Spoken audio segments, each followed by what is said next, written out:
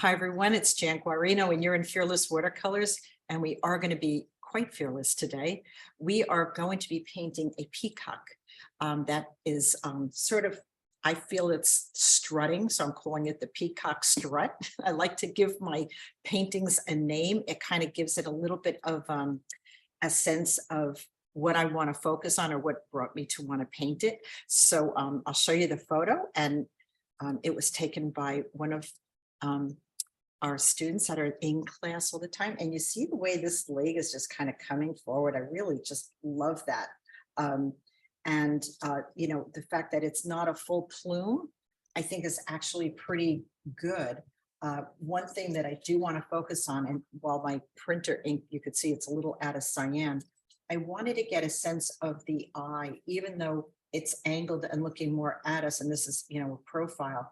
There's a beautiful reflection in there and this kind of white around the eye. So I just wanted to hone in a little bit on the eye with you guys a little bit. And this is a quick painting that I just did just to kind of have some fun. And I have some areas that I really kind of lost edges and let the paint just flow out. And these are all rivers, which I will show you how I do. I love rivers. And sort of to get, I didn't really finish the strut part too much on that one, but that's okay. We're gonna work on a new painting. Right here is my contour drawing. And let me talk about the colors that I use that I think would be perfect for this, which will be, this color here was done with cobalt and cyan. Okay, so phthalo blue. And I used my Holbein leaf green to get the light green. And the turquoise was done with phthalo turquoise. If you have Mamari colors, they go by different names. The Mamari color is called primary blue cyan and Mamari blue green blue. So if you have the Mamari colors, this is where they are on my palette right in here. They're very vibrant and they are very staining colors, as I think any phthalo would be. I'm sure if phthalo stands for something, I would be hard pressed to know exactly what. And I did use some indigo. And I did use a little bit of burnt sienna. So those are going to be the colors. Oh, and also I used a little bit of Cascade green. So let's just do a little warm up with those colors. If you want to just get a scrap piece of paper in front of you. And let's just do a little bit of that. So let's see. So that I could just warm you up a little bit. We're not just going into the painting code. And this, I taped this down. This was the back of a painting that I had not, it wasn't successful. So I taped it down. I don't normally tape my paintings down, but let's just get a scrap piece of paper. We definitely want to make sure that we are using good quality paper, even for our warm-ups really matter. Because if you don't have, there's some drawings on here, I'm not going to bring that back. If you don't use good paper, even for your warm-ups, you really can't tell what the paint and the paper are going to do for you. So let's just do a little bit here. I'm practicing with these new Da Vinci brushes. I actually got them in Italy, and I just fell in love with how the wire, it's all wire around here. I just thought they were so interestingly made. They're a little floppy, but you know, I'm not going to let that stop me from trying something out. So let's get our photograph. And here we are. And let's just talk about the plume part, because I think that that's really the part that we just really just want to just, you know, love. So I'm just kind of wetting that arch a little bit, and I'm going to go in and get a little bit of my, I'll see it's shedding already, a little bit of my turquoise, phthalo turquoise, just to sort of wet it a little bit and just get a nice, now, as far as the feathers coming down, we're going to do all of that But I just wanted to give you a feel for how, let me go close. You got to see this. This is just, you know, like watercolors at its absolute finest. And Memories, of course, are just beautiful colors that just move so wonderfully in water. So that's one of our colors. Now, if you want more paint and less water, switch your brush to a smaller brush. Now I'm going to drop in some Cascade because Cascade has turquoise in it. And I'm just going to, again, let it sort of all build up a little bit. So I pay attention too much to the details that are in the back feathers here. Just want you to get kind of used to your colors. I see this beautiful Holbein leaf green. If you don't have Holbein leaf green, you know, it's just one of those colors I really love. It's a Holbein color and it's just beautiful. I recommend it. I do. And I don't really know of any color that's kind of like it. You probably could achieve that color if you maybe mixed white with a sap green. I'm not a big sap green lover. Jan, yes. Are we working on scrap paper? Or are we working on the This real? is just scrap paper, just Oh, scrap. okay. Yeah, We're we not just working did a on the little bit real of a thing warm up, yet. Marilyn. Okay. Thank you. Thank you for clarifying that. If I didn't do that, I apologize. So here I'm sort of dropping in all my colors, my Cascade green, my cobalt, my phthalo colors, and my Cascade. And what I'm going to do, I want to show you a little bit more about how I would love to see these feathers come about. First off, as we do our warm up, okay, I would like for you to just come in a little bit, just water on my brush and just touch a little bit of that color and let it spread out in a couple of spots. And just have it lightly go into nothingness. And I'd love for you to get used to doing that because it's such a beautiful part of watercolors. And then one of the other things that I love is just taking a brush, this is my rigger, right? And just carrying down these colors. And you'll notice there is no pattern. So I don't want to see patterns here. I would love to see it just lovely cascading down, very interesting marks, calligraphic marks, and just practice that rivering of those colors. And so what you're doing with the river is you could put more color on your brush. You could definitely do that. But we're just warming up right now. Okay, we're just using a scrap piece of paper and we are just carrying that color down. Now you can charge up more color here on the bottom part and then be able to pull it back out again. Because as you create a river, what's going to happen is that as it carries the paint down, it's going to get a little weaker. So I just want you to kind of get used to this approach. Excuse me, Jan. Yes. I couldn't find the link and then I searched from last week and it took me a long time to get through the email. Sorry. What colors are you using? Okay, let me go through it again. I'm using Memory. It has a beautiful cyan, primary cyan. If you don't have that, use your phthalo blue. Okay, I have phthalo. You also have a blue green, which is like a phthalo turquoise. And I'm using Holbeins. And I'm going to write them down on this sheet of paper actually for you guys. The whole thing of conditions. Yeah, but there were 2 on the. I'm sorry.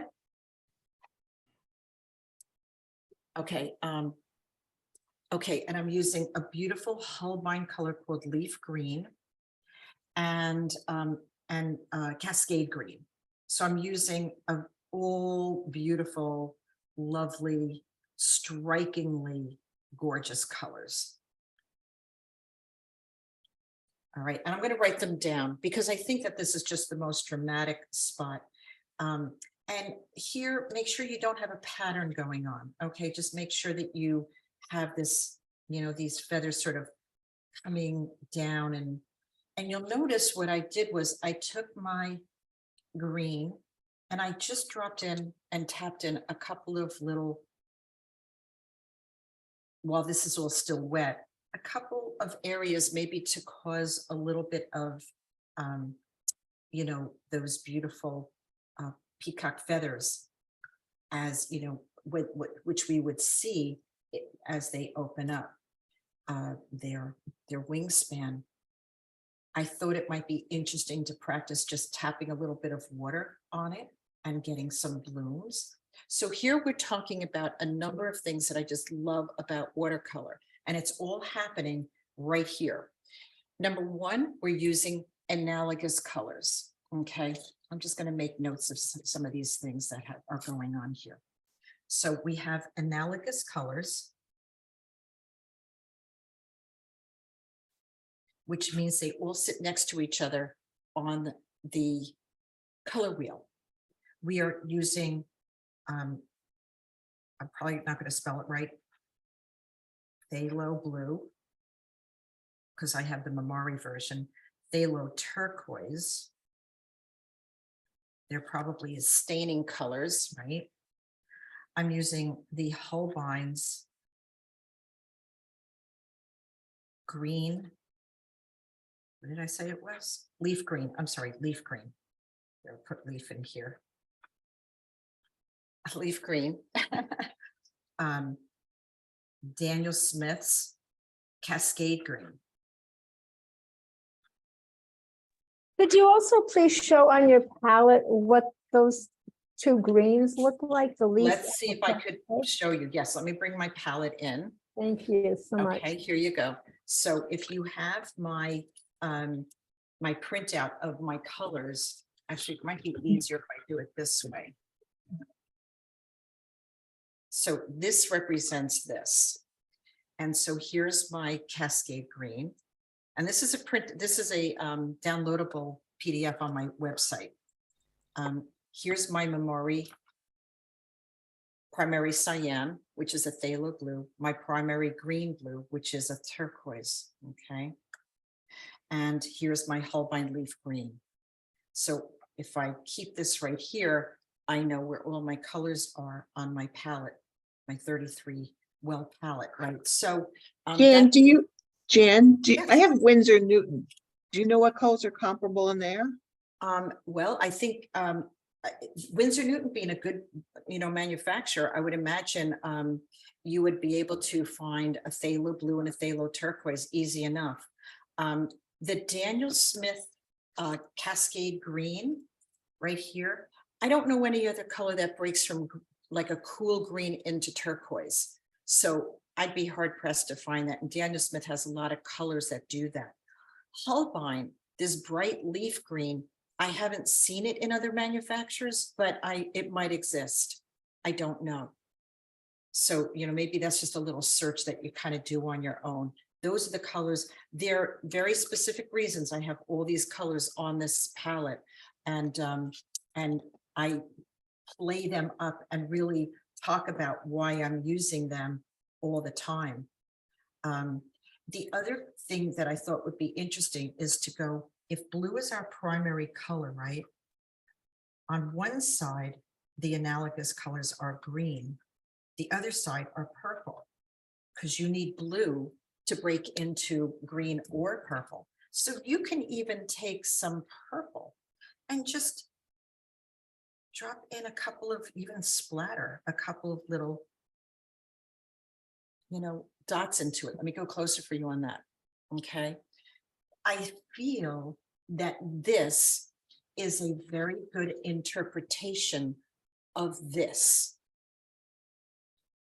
And so that, I think, is, I'm just going to tap a little bit more just water from my brush, which gives me beautiful watercolor blossoms, which I love. And, you know, and these are the things that I really embrace with watercolor, is splatters and drips and rivers and things leaking out and going into softness. You know, you could see I did that here. I really let this kind of go. It's like a little plume right there.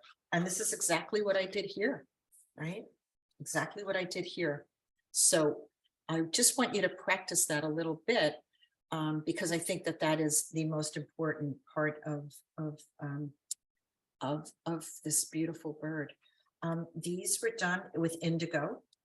Again, the color I use, Mimari blue, their indigo is, in my opinion, unparalleled. I have not seen anyone else that has a blue, an indigo that is so warm and moves so beautifully. So there are reasons why I use the colors that I do. And you know, if you're going to replace something, or if you have a, you know, a gift card or something, you may want to try some of these colors. So if you try the Mimari blue, it's MAIMERI blue, BLU. And again, this whole thing is downloadable from my website if you want to see it, if you haven't seen it already. And the colors that I have are primary, what's it called? Primary blue cyan, and green blue. And a must, I would not say these are must. I would say that you could use phalos for that, but get indigo from Mimari and get dragon's blood. Although we're not using dragon's blood in this particular painting, these are two musts when I'm painting. I rarely have a painting that doesn't have one, if not both of those colors in them. So so that's just a little warm up. So we kind of know the colors we're going to be using. If you have a dot sprayer and wish to, you know, just kind of hit it with the water that comes from our dot sprayer is not like our mister. It's a different because it's irregular. It's not an even mist. So it will create different watercolor blossoms at different times. So I really love my dot sprayer, and you get it at a place called everettswatercolors.com. And it's a dot sprayer. It's very different than a mister. So we did sort of this explosion, the softening here, these colors, all analogous colors going into each other. We pulled the color out with rivers. And I think I actually hit this with a dot sprayer too, or maybe water splatter, which I really liked. And I actually think that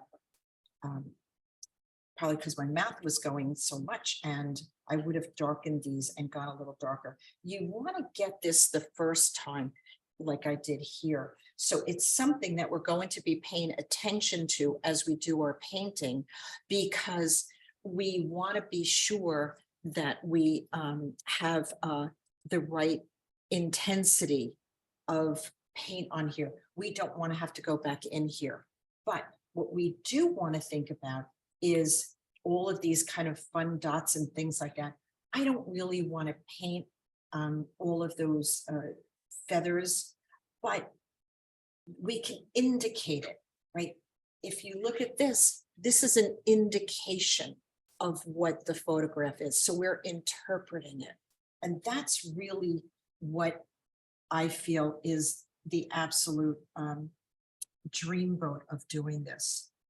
And you could go in and you could actually drop in some more colors if you wanted to. And, you know, kind of spread, you know, let the paint do the work. Let the paint do the work for you. Don't move it around. Don't move it around. So practice that.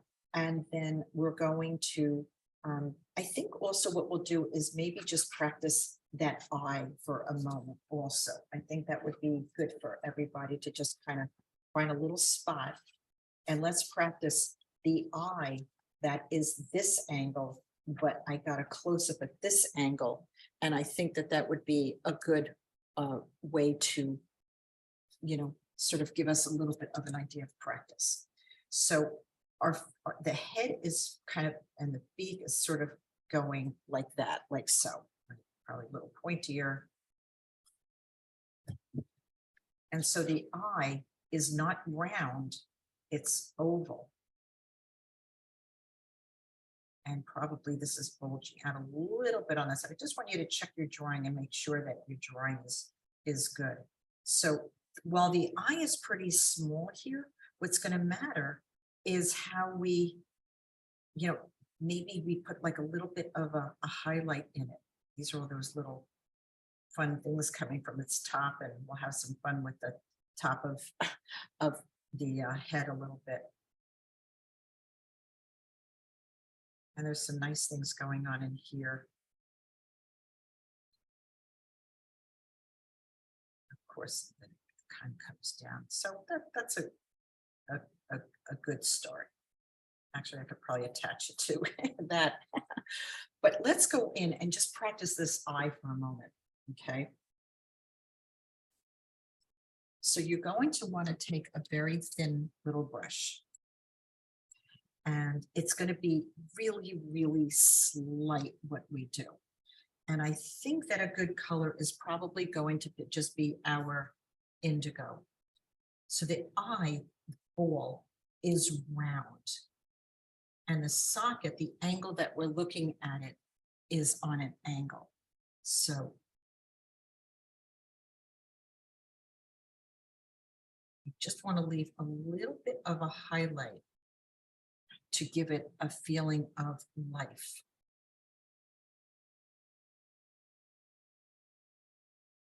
Just a little bit.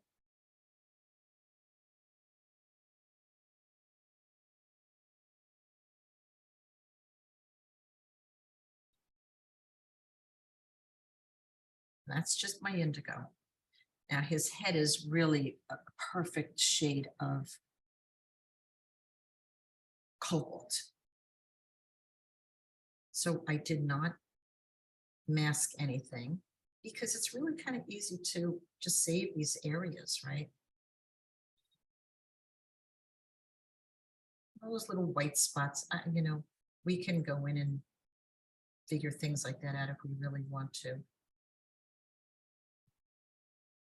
Now that I added the cobalt, you could see that the eye itself is a little bit too pale, but that's okay. We could go back in and add more color.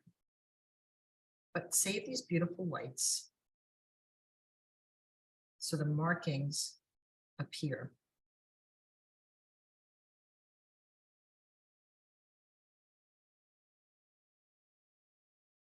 Okay. Now I'm going to go into the eye and just charge it up a little bit more so you can see a little bit how there's a reflection in that eye that says life. So yeah, we have to interpret what we see a little bit, but that's okay. That's what it's all about. Doing a little bit of research and a little bit of an understanding of what it is we're painting. And the tiniest little thing will really make a difference. We'll see if it's dark enough. I just wanted to warm you up a little bit with that. There's some really nice little a lightish kind of color, just a light gray. Now I don't use gray. I don't use Payne's gray. I don't have gray on my palette, but the indigo is just perfect for that beak area. Just to go a little bit to get a little bit of, and my drawing is a little wet. So I realize that, my other drawing is probably, going to be a little bit more accurate, but the idea that we can go over that and give this area on his beak a little bit more lines and whatnot. So let me back out a second. And just a little bit of life in that beak, in the eye and whatnot. That isn't really there in the photo.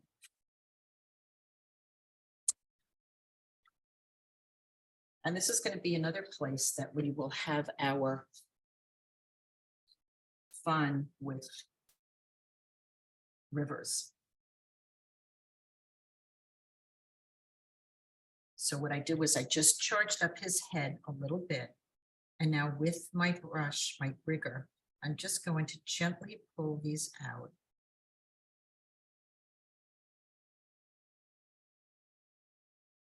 Please do not line these up like soldiers, just have a little bit of fun, make it interesting. And then the top, I turned my paper because sometimes it just makes sense for me to paint a certain way, a certain angle. And I'll turn my source a little bit that way too, right? This top.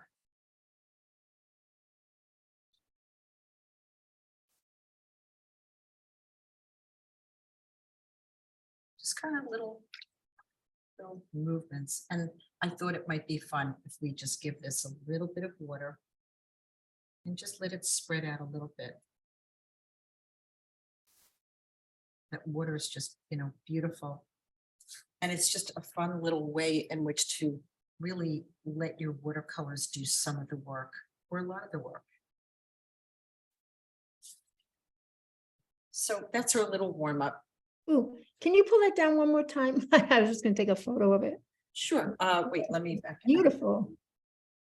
So, well, maybe if I go that way and I get a little closer this way, it will be a little bit. Just zoom in on this. Okay, that's probably a better angle for you. Perfect. Yeah, it's beautiful with that bloom at the top and the way you did the eye and the side of that beak. Wow. Well, and it's not, it was fast and it's not done. We'll get there. I just wanted to have you guys have a little bit of a warm up before we get into painting. So you're getting into my head a little bit. Okay.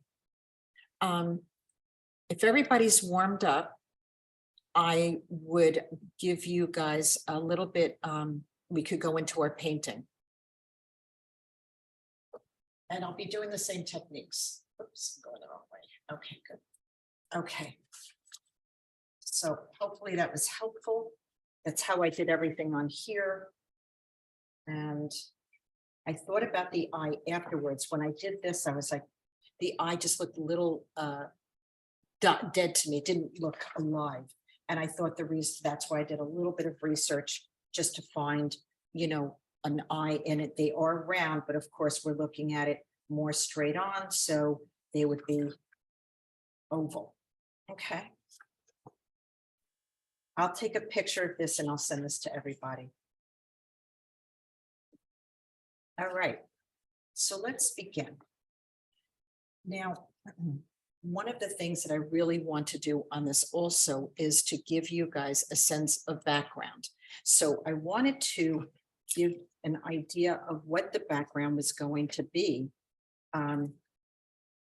So knowing the colors that we're going to be using, we could go in and add some background earlier than later. And so the way that I was thinking of doing that was to let's just take this side for a second. And I'm just going to give it water. Okay. I probably have a little bit of blue on my brush, but I'm just going to give this a little bit of water with this crazy new mop brush that I got. And don't worry about, if you go into your areas of your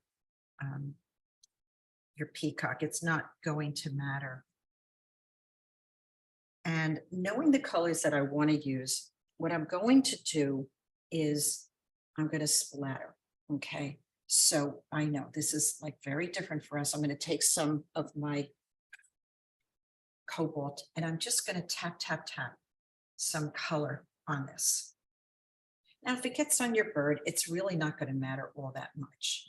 If it really bothers you, just soften it. But all of these colors are what we're using in our paintings. So I'm just splattering it. Now you'll notice how nice and soft it's going.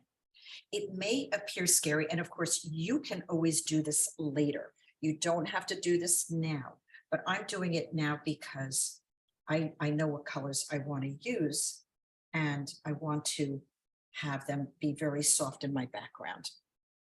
Now, if you'd like, you also could take your spray bottle and just soften it even more with a little bit of mist of water.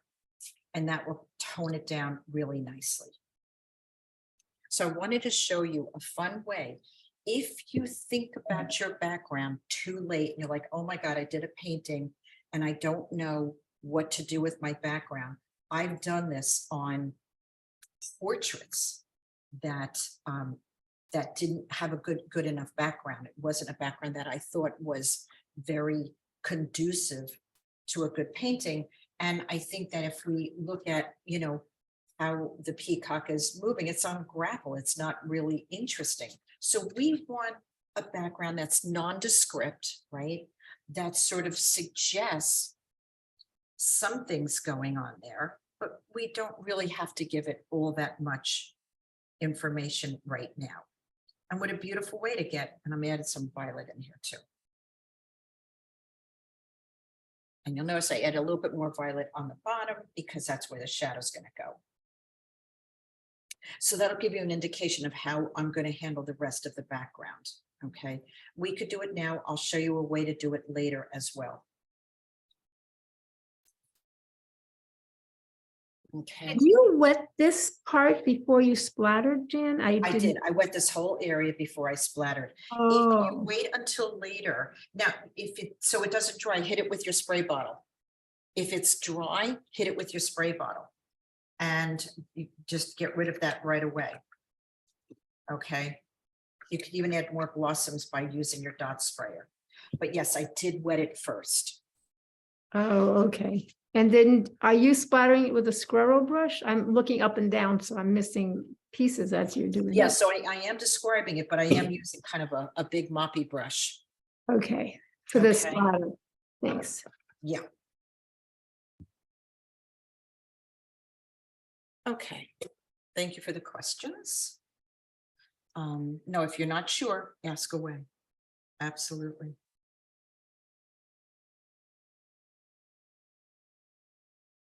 Call me crazy, but this might be a very nice time to go in and sort of get the one side of the leg. It's soft here right now. Going in and doing a little bit of violet. Let me just go a little closer for you.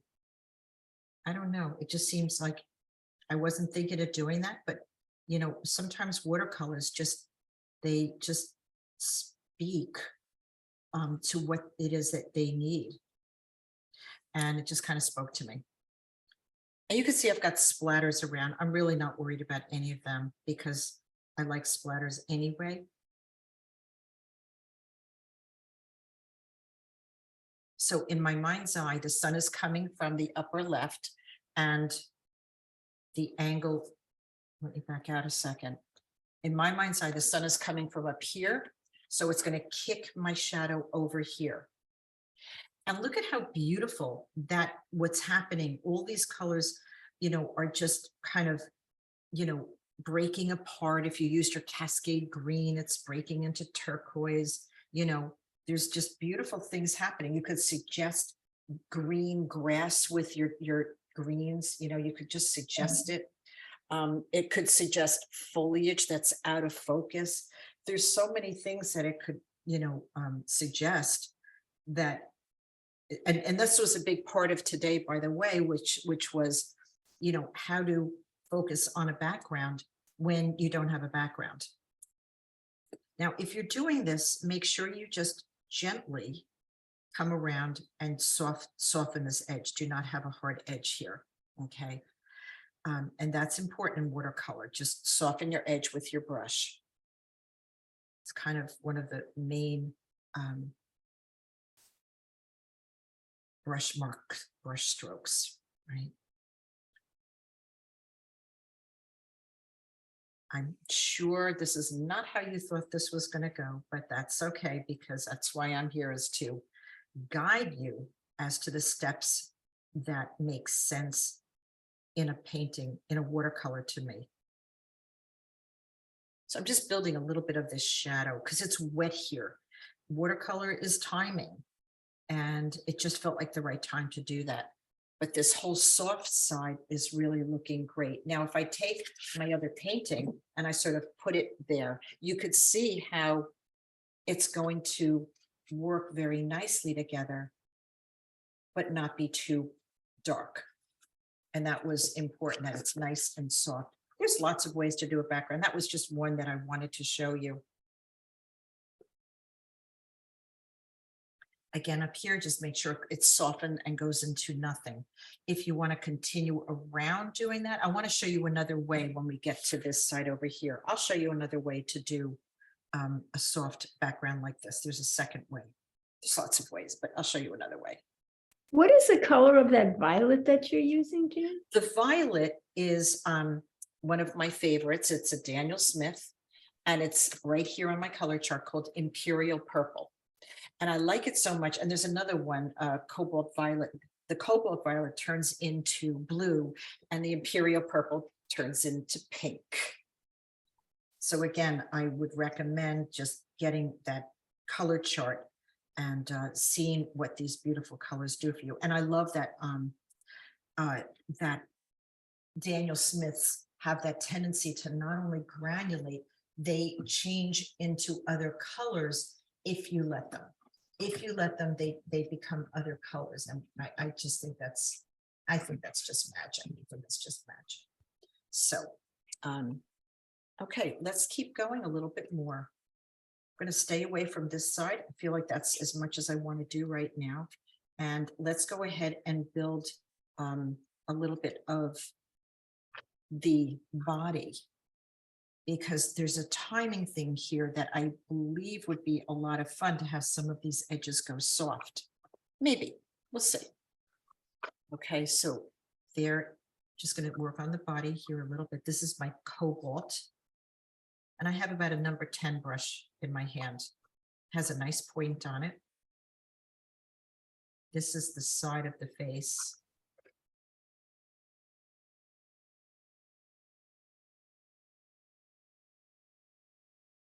Cobalt looks to be a really, really good color for this.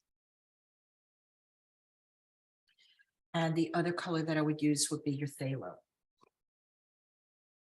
Now, we're not going to get any muddiness because of the colors we're using are all analogous. You get muddy colors when you start mixing complementary colors, right? So when you mix complementary colors, your colors start finding a way in which they muddy up. So this is going to start bleeding off. You see how that just started bleeding off? I don't want it everywhere, but I do love that it did that. That's a lost edge. So I'm really happy that that happened. And I'm using a little bit of a smaller brush. Normally, right now, I'd be using a bigger brush, but a larger brush will have more water on it, and I want more color. So I'm just being a little kind of aware of that. So I'm using less water and more paint to kind of get me into this area.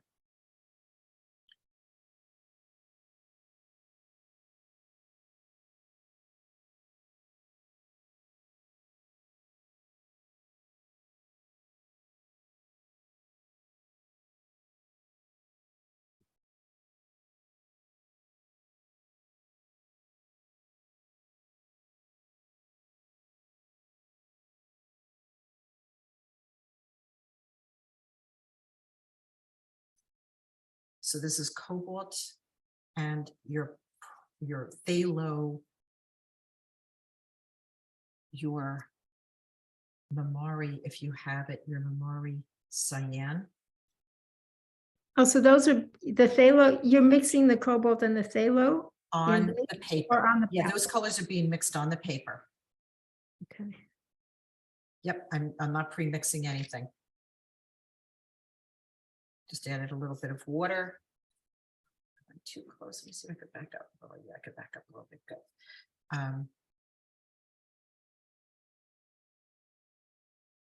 So yes, I'm actually putting both of those colors on the paper at the same time.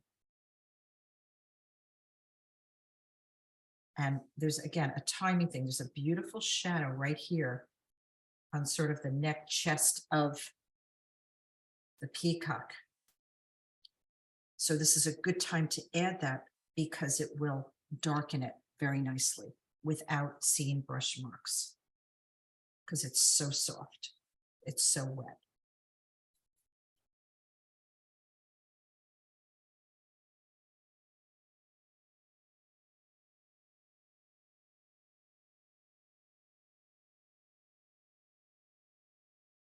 And I am going to go in and get some indigo for the bottom here, as well as I see some of that green feathers on the bottom, which are really nice.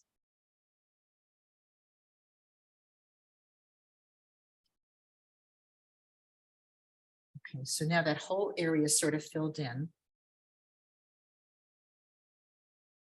This area here is pretty dark, but I don't own black, so I'm using my indigo.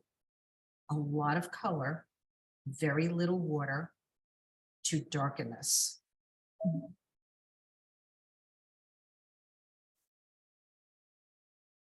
And this is all super wet, so nothing is dried. And all of my marks are melting into each other. It's all about timing. Now let me back out and show you how that's looking. There's a beautiful shadow right from his neck right here. A little bit of indigo right there. When you go into a wet or damp area, make sure you have a lot of paint and not a lot of water. Sort of a delicate kind of mastery thing going on that we do need to be aware of. This helps give the body the feeling of a rounded body.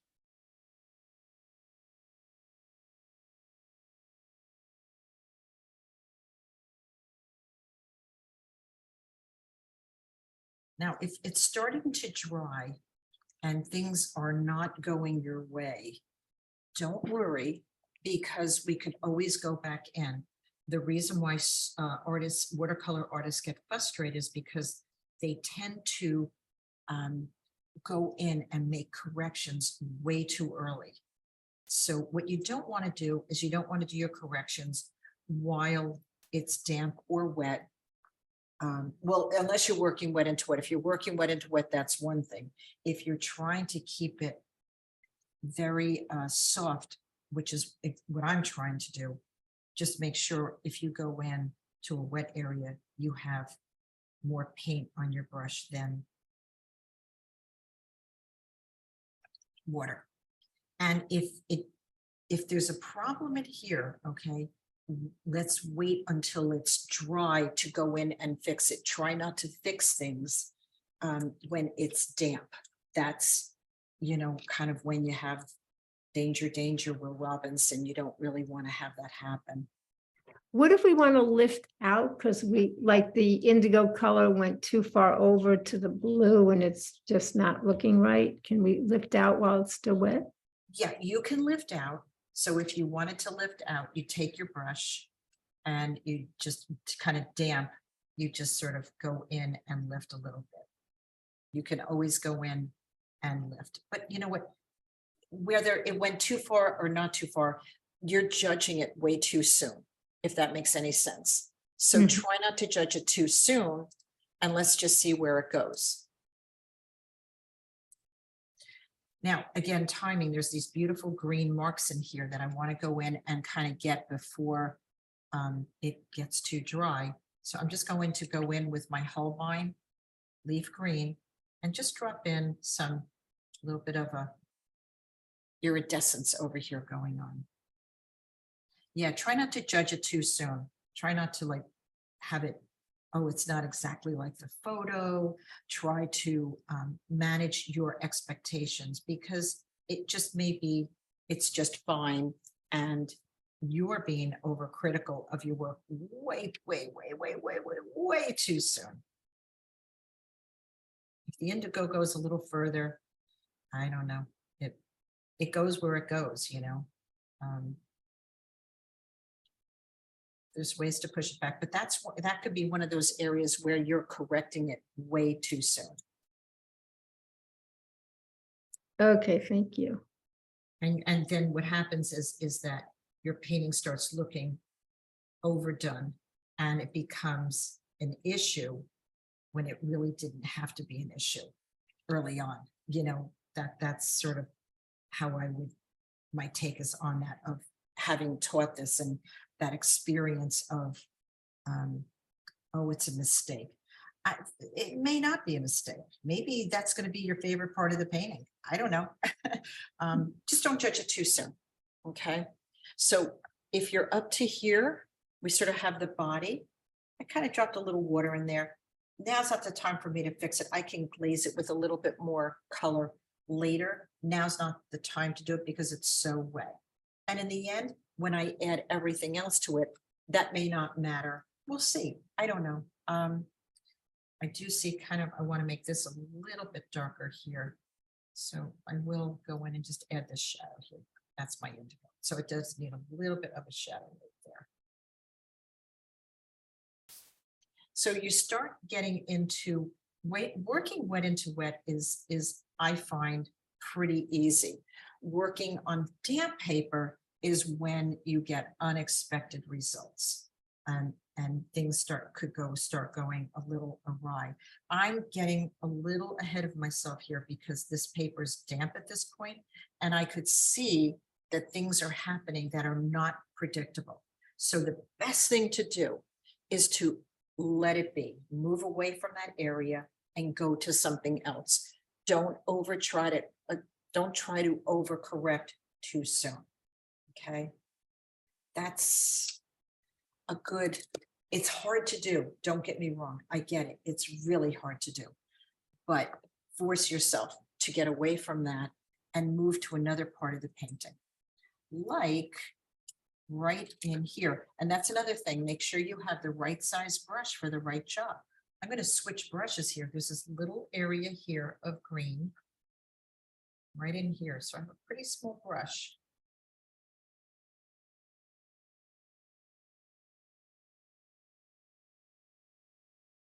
And there's some green by his neck and between his beak. And then on the other side of the beak.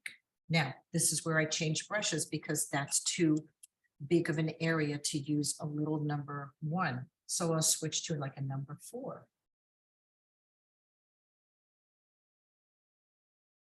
So keep your brushes all kind of handy. And switch them.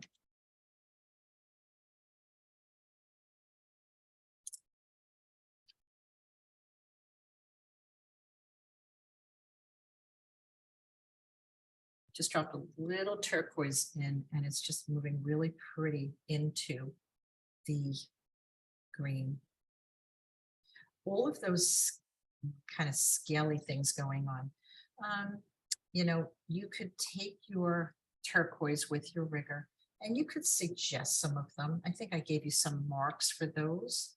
You know, you could try that. But, you know, it's, again, it's overthinking an area that we have so much to paint.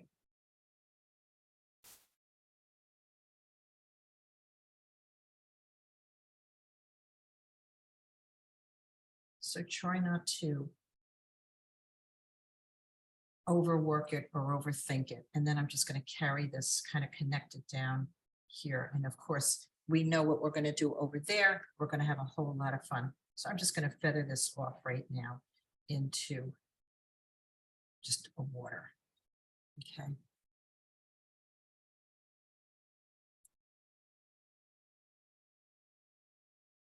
Remember, it's a painting. We have Amy's beautiful photo. We don't need to feel as if we have to, you know, whatever, you know, everything does not have to be anatomically correct. I mean, we have to have things appear that work, that are correct, but we don't have, it's not what the equivalent to a botanical for a flower would be.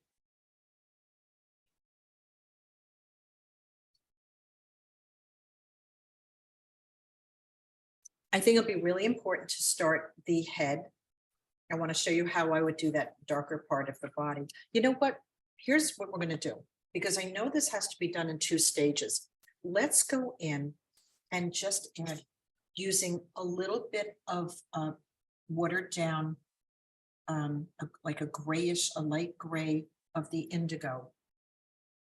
These feathers sort of have this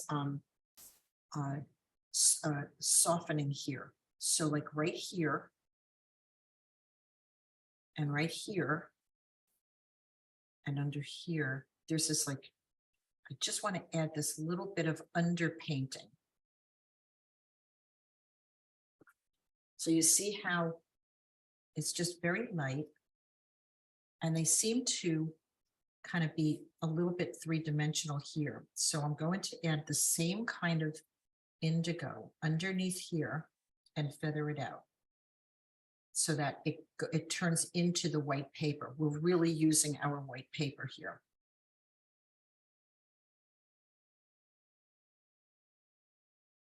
But there's this really nice shadow here. So you need to take that shadow and feather it up to the color of your paper. You see how that just feathered right up, and it just gives it a feeling of a shadow. Now's the time to do that. We can't do it later because we'll kind of muck up our marks a little bit too much, but now's a good time to do that. And then just make sure you feather it away from the dark mark. So Jan, are you using a watered down version of indigo? Yes, that's a watered down version of indigo. Yep.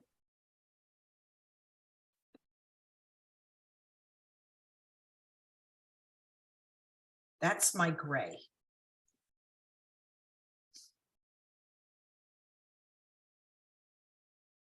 Now, here's an interesting twist.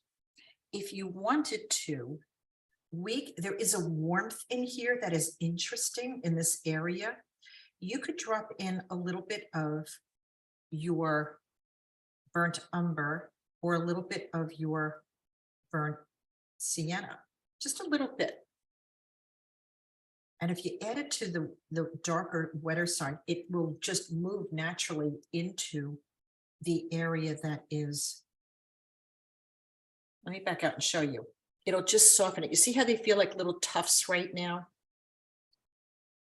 That's what we're going for.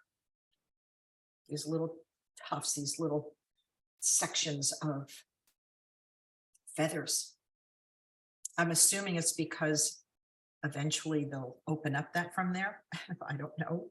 I don't really know how the peacock feathers work, but maybe those things just kind of expand out. But you see how we created those little tufts? Now that's just, again, just a little bit of indigo and a little bit of my burnt sienna, or you could use raw sienna. Now, those are 2 complementary colors, right? The indigo is a blue and the brown is an orange.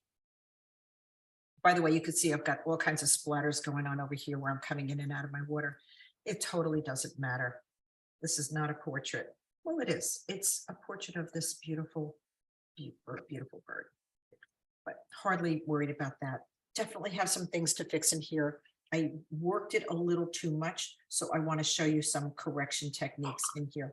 It's damp. If you touch it and you feel it bubbling or cool to the touch, feel an area that's dry and feel an area that's wet. You will feel it's much cooler where it's still wet.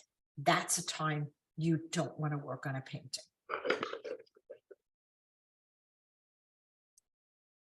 Okay, let's just go in and do this one little area over here. I'm just going to turn my painting a little sideways.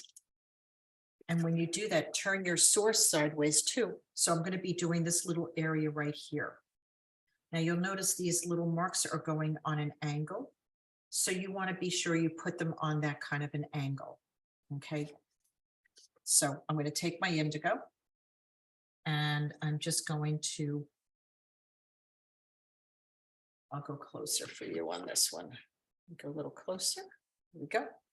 So this is mostly water, very little, and I'm sorry, mostly paint, very little water. Just enough water on my rigger to move it.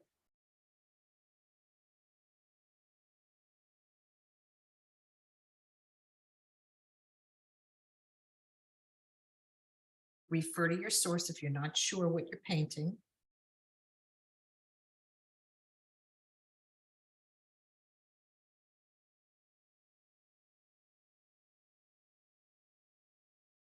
And these are just little squiggle marks that I'm making.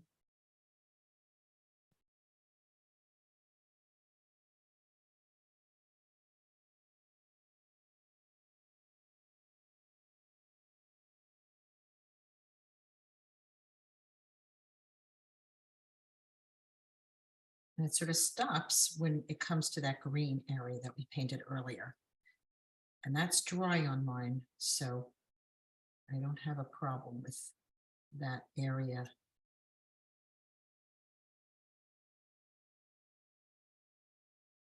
Okay, so let me turn it right side up. Back out and show it to you. And that's really all we need.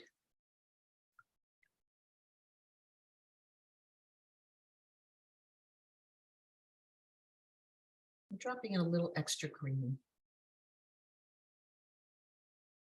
Something interesting happened. The green mixed a little bit with the indigo. It looks really nice.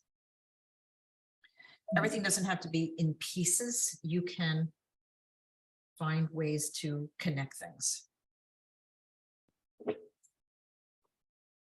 So it's kind of, that looks kind of good.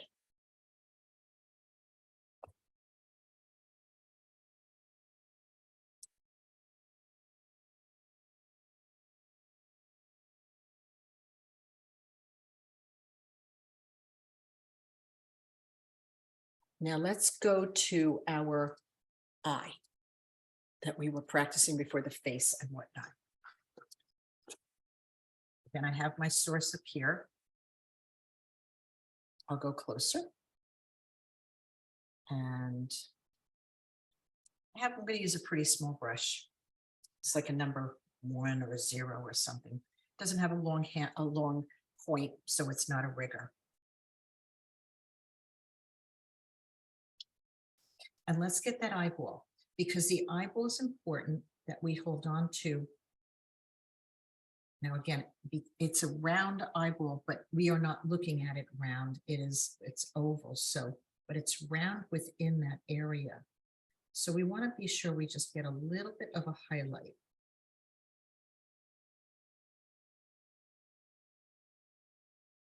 And what I'm looking at on the screen is like huge next to what I'm working on. So you were looking at it like ultra, ultra close.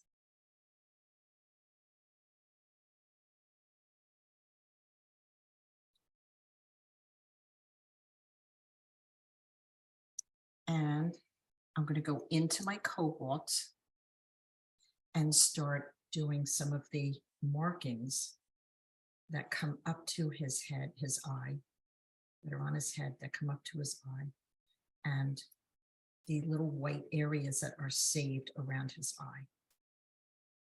Don't worry if your eye isn't quite dark enough, because we could always go in and make it darker. Monitor how much water and paint you have on your brush at the same time. Just make sure you monitor that and don't have too much paint when you really need more. I'm sorry, when you have too much water and you really just need more paint. So just monitor that. That's the cobalt, Jan, you're adding? Yes, cobalt. I'm using cobalt right now.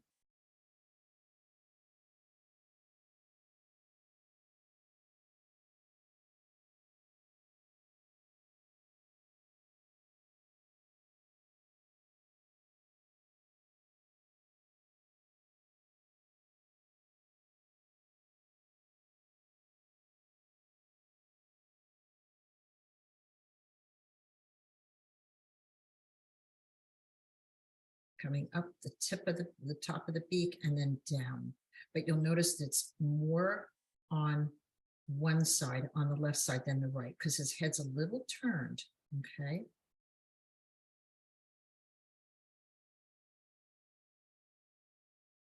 He's got feathers, so don't make the top of his head too rudimentary. Don't make it just round. It's, you know, got some little feathery shapes going on.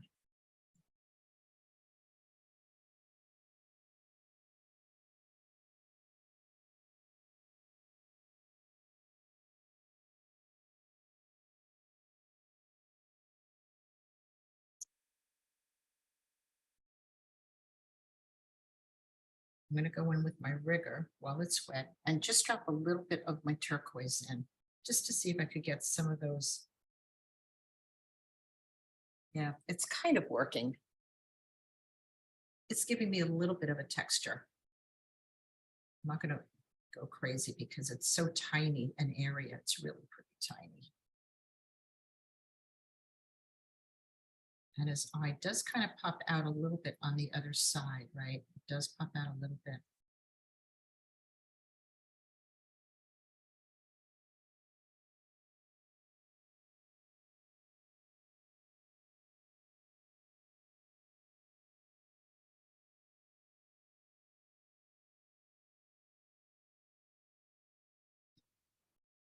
So that all tells me that his eye needs to go darker. But before we do that, you know how we gave the feathers here a little bit of an underpainting?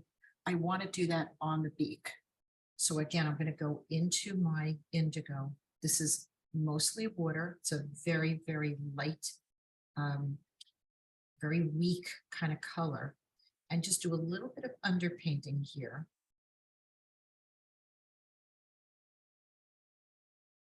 And we'll go in and make those other marks darker in a short while. I just want this to dry a little bit more.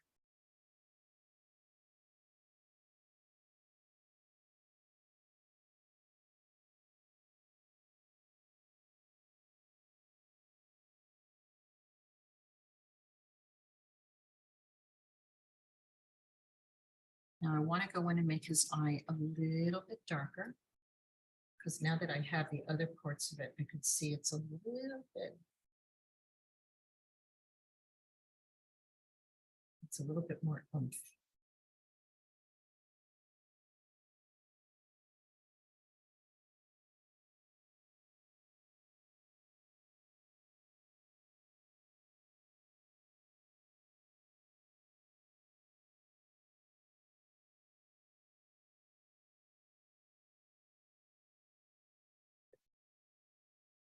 Okay, let me back out. You could see that little highlight there is so subtle, but it's really, I just, you know, I just feel really strong. I wouldn't have mentioned it if I didn't feel it was a really strong, important spot that I wanted you to focus on.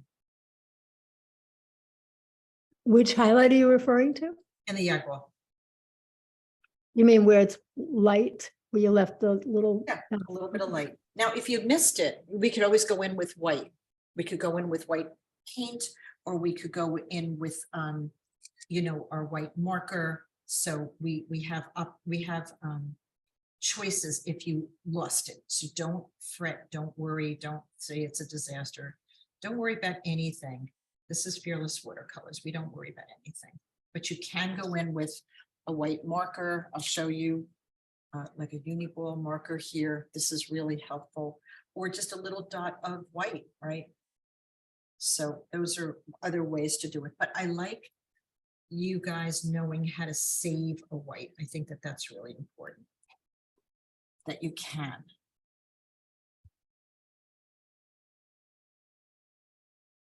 But just make sure that eye is not round. It's got to be oval to be believable that it's on the side of the head.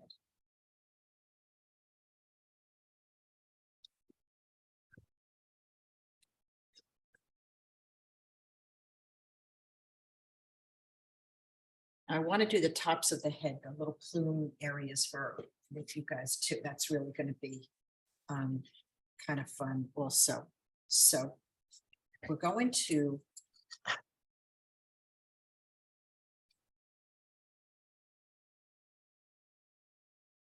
take our brush, and it's just got a little bit of indigo on it, ever so, where am I? There we go. Okay, just a little bit of indigo. Just, again, these are not lined up like soldiers. Make them interesting. They're crossing each other. They're doing different things. I just love these. Exaggerate them if you have to. Just very, very subtle, right? And now I'm going to take a bigger brush and I'm going to go in with my cobalt.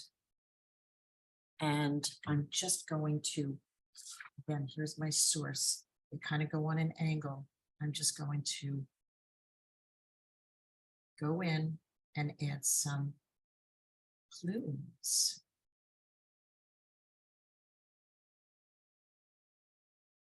I'm going to take my brush, take the paint off, take most of the water off, and I'm going to just let it flow. There it goes. How great is that? And maybe I'll add a little bit more color to it, maybe a little indigo to the bottom of some of them. Yeah, I kind of see that.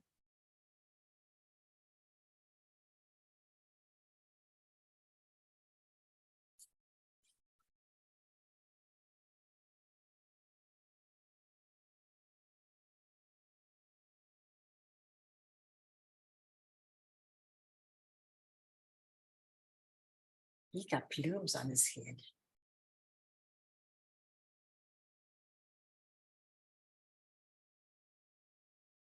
Perfect opportunity for watercolor to just spread and have a beautiful something happening. I added a little bit of green up there. What the heck? Maybe a little bit of turquoise. Who's to say he doesn't have a very fancy plume on the top of his head, fancier than the others? Let me back out and show you. Here's where we are.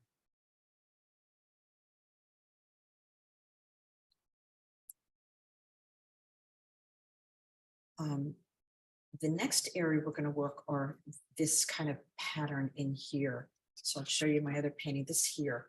Now it's going to be important that it's rounded. You know, there's rounded to here, rounded to there, rounded around the body. That's going to be super important. They're not straight. They're just not on an angle. They're moving around these areas here. So that's going to be really important that we do that. His beak is dry. So I'm just going to add those two dark marks right here and right here.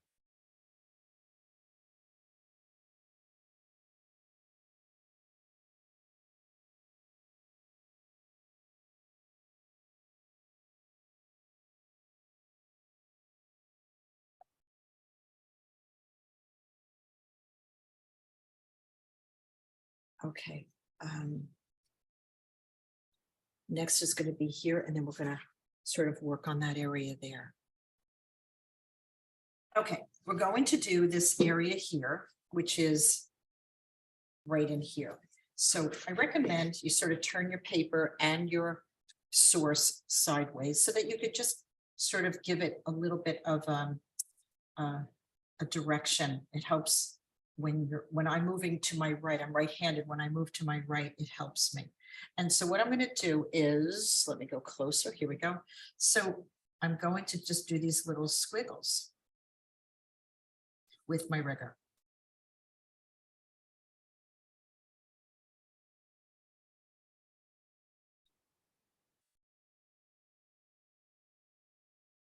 And these are like little dots and dashy worms.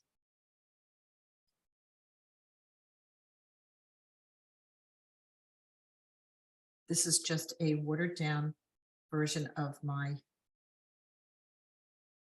indigo.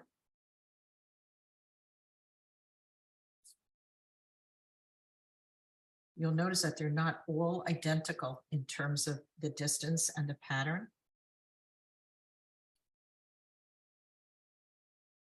So you could connect some of them.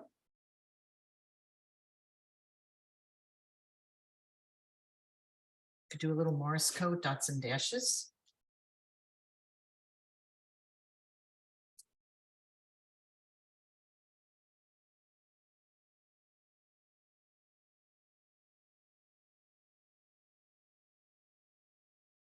You'll notice that they get thinner, finer, smaller as it moves around his back. So that's really important. You get much smaller. So as we start getting into off the green area and into just that whiter area, you'll notice these a little more gray down here. And how happy are we that we did that underpainting early on, but up here, it's very thin and very fine. So make sure you have less paint on your brush and your marks are a little thinner and finer. And how detailed you get here, well, that's going to be each of the person's individual style, right? This is where your style and your own preferences for detail and whatnot. You may want more detail than I'm doing. You may not want as much detail as I'm doing. And so this is where our styles sort of start, you know, going in different directions, which is really good. I really want to see each of you in your painting. Seeing, dozens of me is not really my goal. My goal is for you to integrate you with these ideas.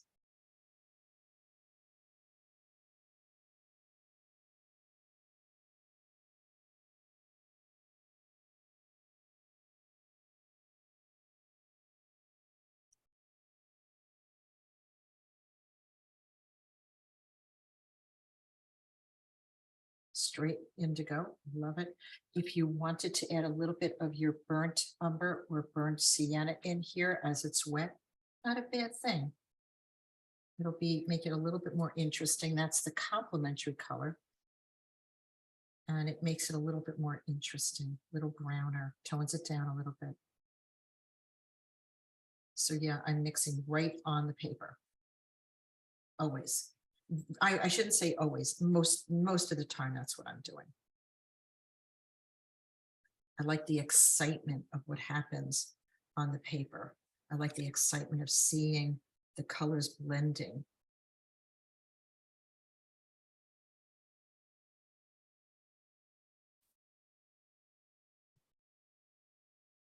Back out and show you how that's coming out.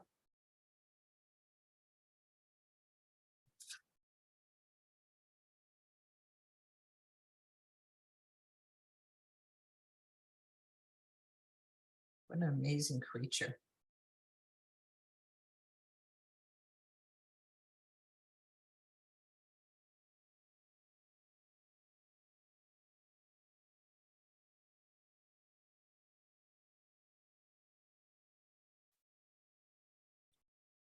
I think that these are like cardinals or most birds where the male is the most flamboyant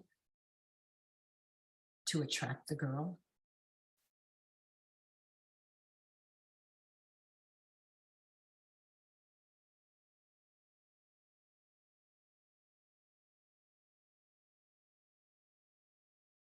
Yep, make sure these marks back here are thinner, finer, smaller, not as dark, and have them wrap around and be a little bit more present as they start coming onto the side. Connect them, don't have them all be separated. You can see how I connected a lot of them, makes it a little bit more painterly.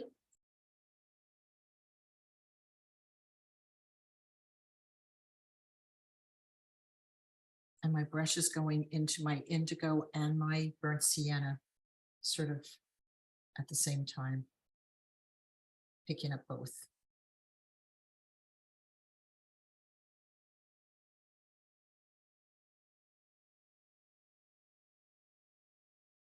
So you could kind of feel those tucked feathers where we added that shadow earlier and that dried. Thinking ahead helps a lot when we're well, I can't really say about other mediums because I really don't know. It's not the same as oils that you could keep putting more and more on, right? I really can't speak for that. You know, pastels, you could keep adding more and more. Watercolors takes a little bit of thought, but with a little bit of thought, you really do get amazing results.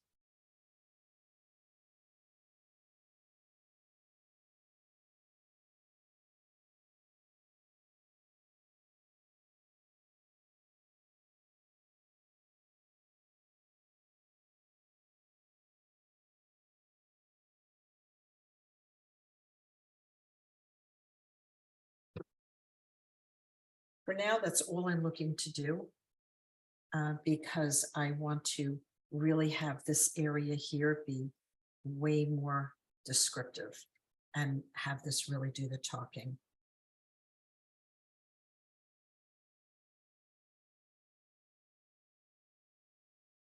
To me, this area here, these feathers and his legs are the reason for the painting. And that's something interesting to think about.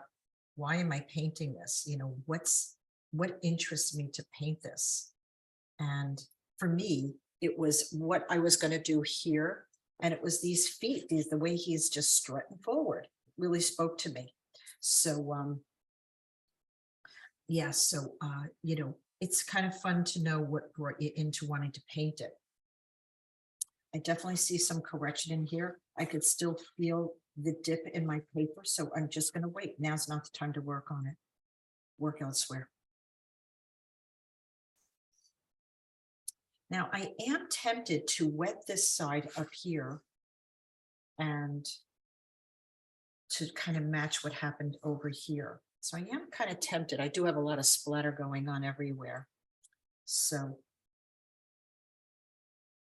and I could also show you, if you didn't want to splatter here, some of you may recall how I would cover an area that I didn't want to have any of the splatter touch, right? And I would cover it with tissues. So you probably have seen me do that before. But in this case, it's really not going to matter. And I don't know if anybody did add some splatter over to this side, but that's what I'm going to do right now, is I'm just going to wet this area right here. This upper left, upper right side, and add some of my splatter. So that was just water, right? And now I'm going to take the same colors that I used before, cobalt. And I realize you may not be up to this, so I'm adding my splatters of my cobalt. And I think I did a little cascade green. Doesn't have to be the same either on both sides, And it's just melting because it's wet.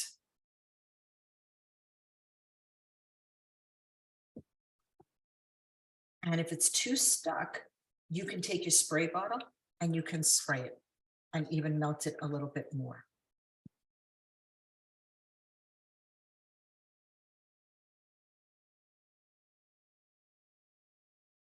You could tilt your paper. Ah, that's nice. Tilt your paper, have it drip down. Oh, yeah. Oh, yeah, that's nice. So this is what we call a watercolor bead. That's happening right here, sort of getting caught. And I could use that bead with just my brush and have it just trickle right on down with the paint and I could just have, that'll be nice actually to have these be drips. I think that's what I'm going to do, is just do drips here. I think I'll do a little splatter here and just have drips over here, which would come off of the feathers so nicely. That's my thinking. Sometimes it's just a matter of going with what you're seeing happening on your paper. And I'd be like, well, that happened. And so I really love the idea of those drips. So I'm going to use that concept here for the ends of the feathers. I think that'll look really, really good.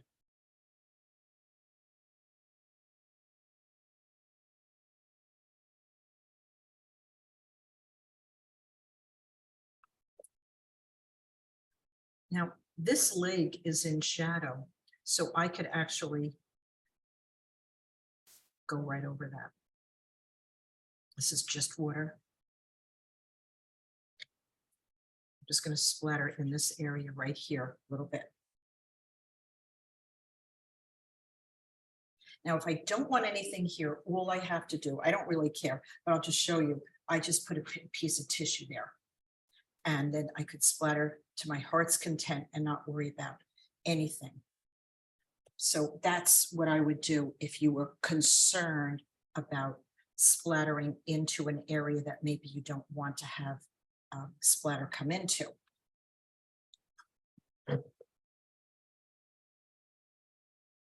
Okay, that's a lot more splatter that I have there, but I'm going to tilt my paper. I'm going to spray it with my sprayer. And I'm just going to have it drip down. Yeah, I really like that. That is, it's all the reason why I love this so much. It's almost going to be mimicking what's going to be happening on the plumes, right? Now, if you do get a little splatter where you might not want it, like here, you may not want it here. I don't mind it, but all you have to do is just take it and melt it into the paper because it's still wet. It's all good. So that little bit of splatter really doesn't matter to me. Oh, but I just love what happened here.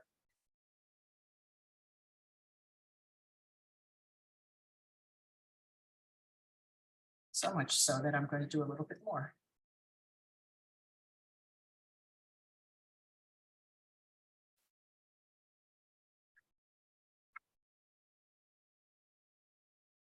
I like the idea of the paint moving up and down and all around without me really overworking it.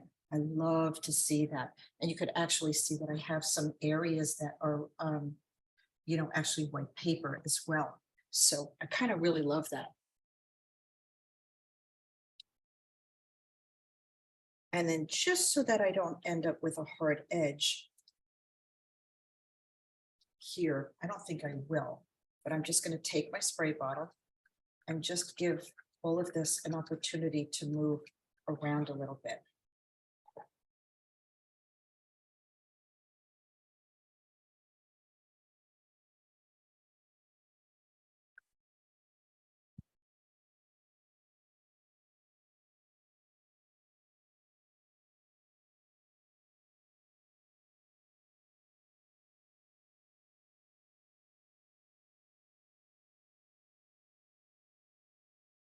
It's almost like this is giving you a little feeling of gravel.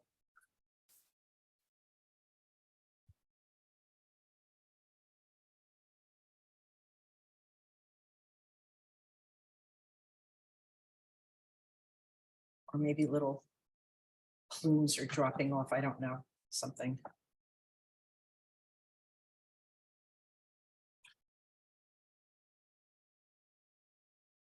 I love this playing of with water paint and gravity. This is the kind of the things that people are kind of afraid of, but like, look at how beautiful that looks. Just it's still moving. And watercolors will do that. They'll keep moving until it's dry. That's one of the most incredible things about watercolor is that it does that for us. Okay. The next is going to be this back plume. It's going to go fast. It has to go fast because if we spend too much time on it, we'll kill it with love. We'll just kill it. So, okay, so this next stage is going to go pretty fast. We've worked on it before. It's going to be back here and it's just waiting for this explosion of color. So let's start up on top here. I have a pretty thick mop brush here. And I'm going to start with, let me put a little bit of my turquoise on here, okay?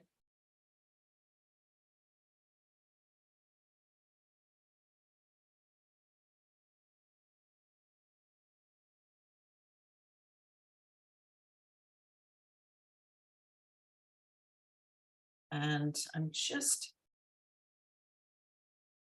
giving it some nice, like just a little bit of a light wash.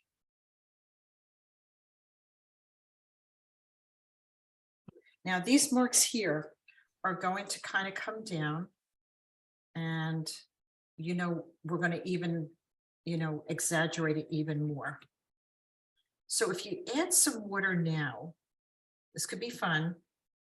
Just saying. If you add some of these marks now, and we add our color, I'm going to go back in and add some color. I'm tilting my paper. And I am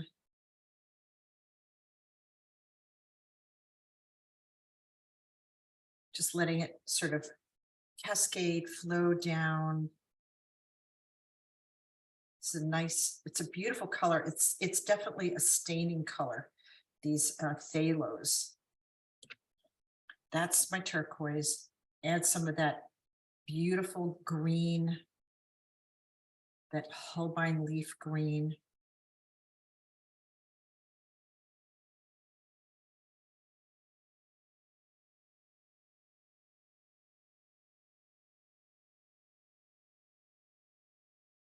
Now it's pretty weak. It's not dark enough yet. Maybe add a little bit of cobalt to it. Maybe add a little bit of your primary blue to it.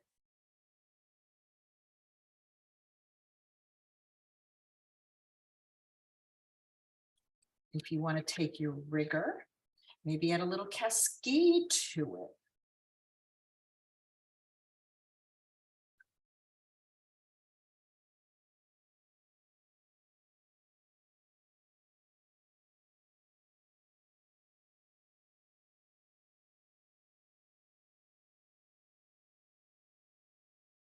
Notice these beads I've got going on here. That's great. But this needs more color. As the color moves down, right? As the color moves down, it's going to get weaker up here. So you need to make sure that you keep adding more color up here. And it's going to look dark, but as it moves down, it will get thinner and lighter and weaker. This is really wet into wet.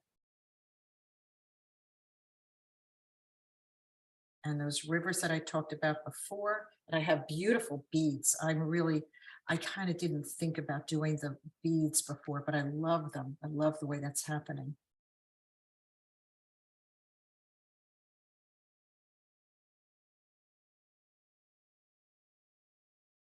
Please make sure that these are going in all slightly different directions. Some are thinner, some are lighter. One way that I kind of get a result that I do is by taking my brush. I'm going to do it in a second. I'm just charging this up with a little bit more color here. You can also, an idea, if you want to get the sense of the peacock pattern, is just drop a few little blossoms in, just to give it, because they do have that pattern, right?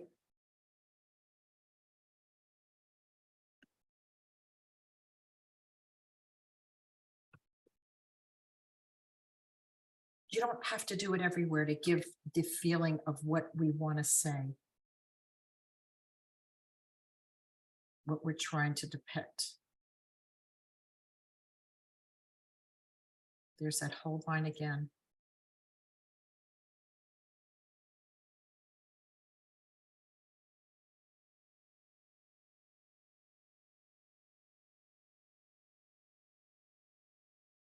So what I was going to show you was a fun way to do this bottom part is to take a kind of a floppy brush. This is like a number, I don't know, 6, and just bring it down. Let me get a little more water on it. Hold on a second, and flick it. No, it's not really working. Hold on, more water. There it is. That flick kind of starts giving you this really fun kind of pattern going on. It's a little scary sometimes, I get that, but I mean, it's a painting and we want it to be painterly. Now, important here, I'm going to have some of this color back into this other area here, just so that it connects it, okay? It's just sort of one of those things that I think is important, that our painting isn't too piecemeal. And I think I'm going to stop this area because I really like everything that's happening.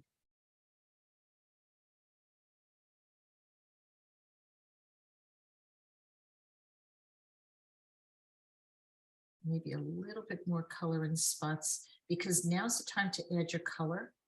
Because if it dries too light, you just don't want to have to go back and try to do this again. You want it to be really look like you just splattered it down and it just came down. And maybe add a little bit of your violet to it. I'm going to tap a little violet in here.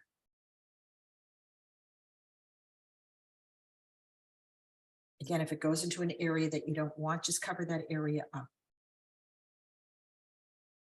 But to me, if I can't splatter on this painting, what the heck kind of painting can I splatter on?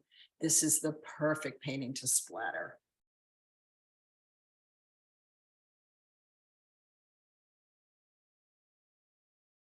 And what's left is maybe a little bit of correction in here. I could see that. And the feet, the strut part. Now, if you have your dot sprayer, this is a little too wet to do it right now, but if I time it, I could get little watercolor blossoms in here. It's probably just a little, oh, let me go closer and show you what just happened. Look at those little watercolor blossoms. These happened because of my dot sprayer. So that's not a bad effect right there. That's kind of good. You know, for watercolors, for me, it's about letting the paint do the work for me. What I see happening in front of me matters, and I don't want to, you know, have that. I don't want to interfere with this process. So right now I'm looking at, to me, what I love about watercolors, splatters and drips and blossoms and all of these things kind of happening all in one to create this painterly peacock. Painterly peacock. If you can't make your peacock painterly, then I'm sorry. This is just the perfect opportunity to make your peacock painterly.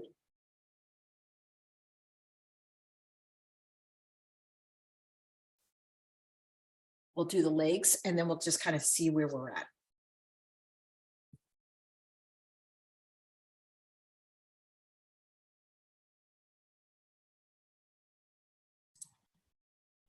Okay, so the final thing is really those legs, and they're so expressive, the way one's strutting out in front of the other, gave me the, you know, and then we can evaluate things.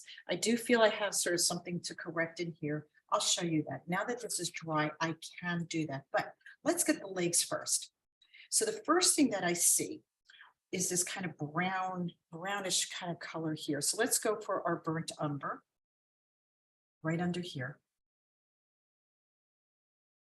Right under there, and work a little closer for you.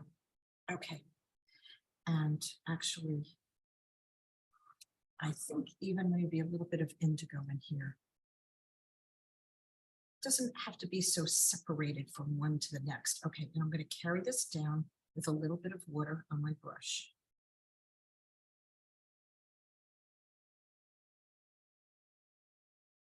This one sort of goes back there.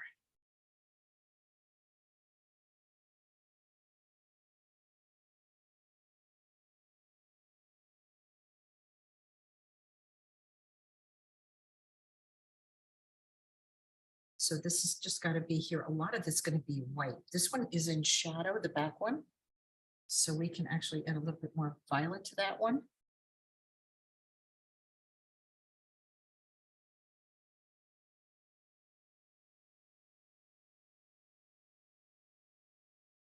That's burnt sienna you're using?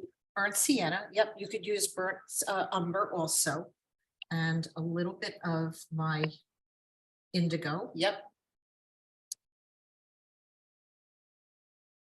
And just carrying it down a little bit to those toes. Now, this is going to be really interesting down here, okay? Let me back up. Okay, there we go. Because taking a small brush, and that's kind of like a purpley indigo, I would say, is a good color for these little sections under here, the little nail, right?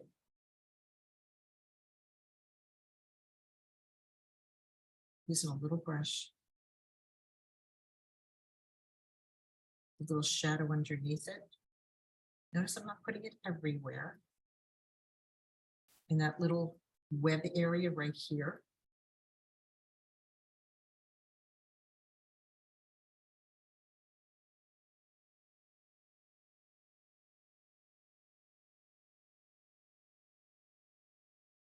If it gets too purpley or you feel like toning it down, add a little bit of your burnt sienna or burnt umber. Both are good colors for that.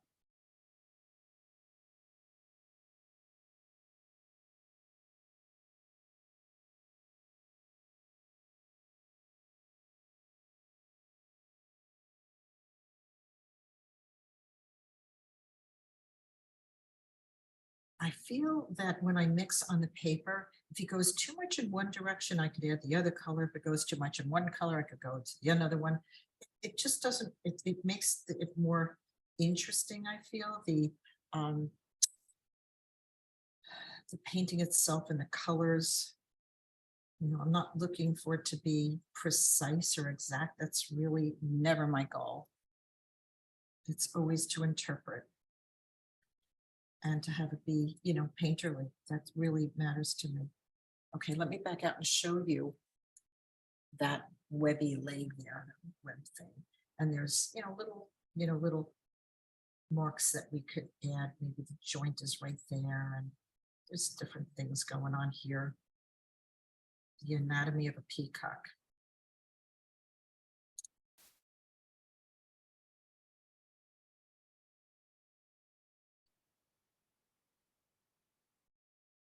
This was as the back one's in shadow, so you can see how much a shadow really helps with that.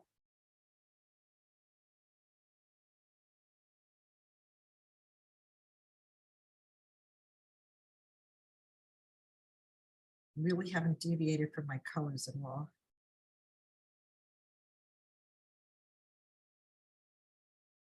Really has stuck to pretty much what we started with. Cobalt, our phthalo blue, our phthalo turquoise, our Holbein green, Cascade green, a little bit of violet.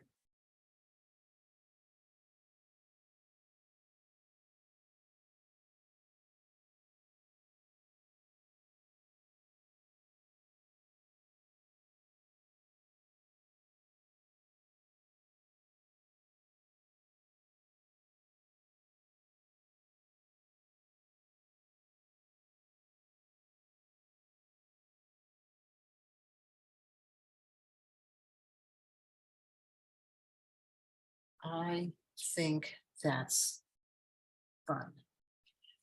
I do want to work on this area here. What I'm going to need is a medium-sized brush to do that. Probably my, well, let's see, maybe like a number 10 might do the trick. And I'm going to glaze over this area with my cobalt. Now, I realize you're working on the feet, so I'm just going to have this on here because you may not need to do this, but if you ever do, I'm glazing over the whole thing with color and a little bit of water just to have it even out a little bit more. And whatever I was worried about is now no longer there. And now that it's wet, I could go in and add a little bit more of that dramatic shadow that's kind of coming from his neck with my indigo. So this is what happens when you overwork an area and you keep working it and working it and working it, and you think that more is better. I'm here to tell you more is not better. More is just more. And sometimes it creates issues. And with watercolor, it's fixable. That's what's so great about watercolor. We've been told that it's not fixable, and yet it totally is.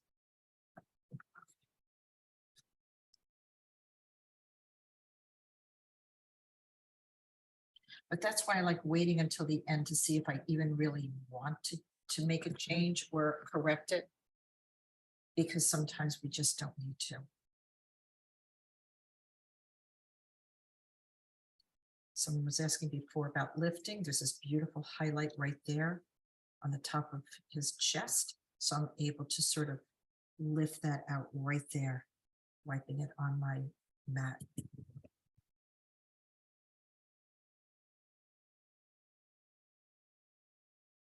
And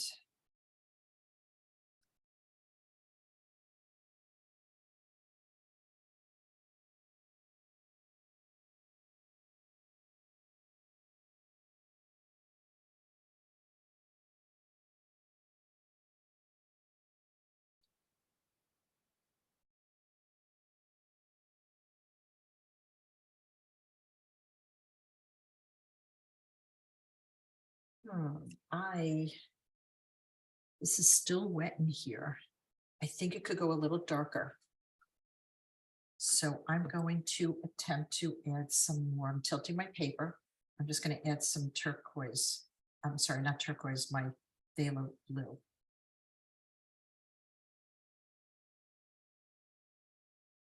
Use my bigger brush.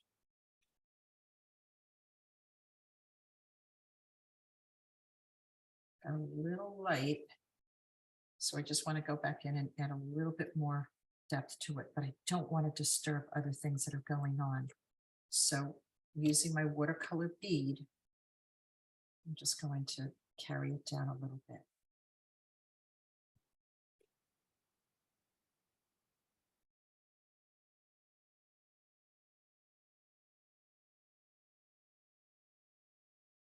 Don't want to disturb what's there because I like everything that's there. Just wanted to go a little bit darker.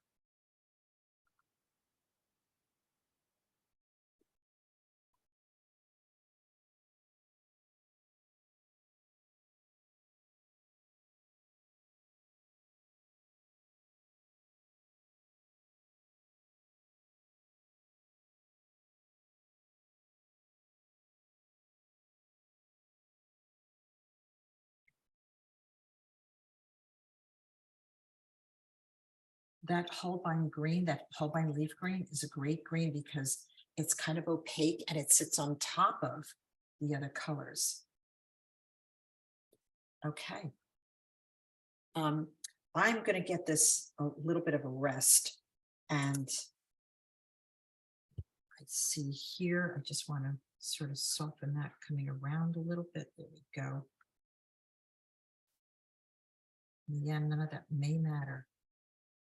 So I'm just going to give it a chance to rest a little bit. Yeah, I think that may be it, but let's wait and see how it's looking when it's dry. You'll notice I added little dots in here to give that peacock feather feel. So that's today's class, a peacock, how to interpret it, how to use analogous colors, so many great opportunities to use splatter and drips and blossoms and all the things that I just love about watercolor in this painting. So I hope you enjoyed it. If you don't like it, and remember, it's just a piece of paper. You could try it over again, but chances are once you put a mat around it and you stand away from it, artwork looks so different when you do that. So it's Jan Guarino, Fearless Watercolors. See you again soon. Bye now.